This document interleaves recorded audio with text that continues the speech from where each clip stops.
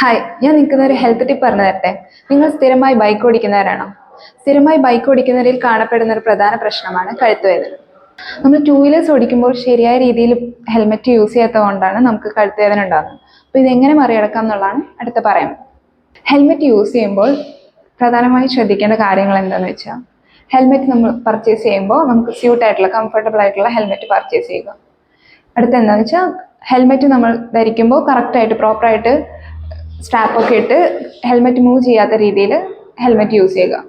അടുത്തതായി, നമ്മൾ long time travel ചെയ്യുമ്പോൾ നമ്മൾ ഇടയ്ക്ക് ഗ്യാപ്പ് വിട്ട് ഹെൽമെറ്റ് ഊരി റെസ്റ്റ് എടുത്തതിന് ശേഷം വീണ്ടും ട്രാവൽ ചെയ്യുക. പിന്നെ ലോങ് ടൈം ട്രാവലിംഗ് കഴിഞ്ഞ് വന്നാൽ തന്നെ നമ്മളിവിടെ നെക്ക് എക്സസൈസ് ചെയ്യേണ്ടതാണ്. ഇതുമൂലം നമുക്ക് ഭാവിയിൽ നെക്ക് പെയിൻ ഒഴിവാക്കാം. Thank you.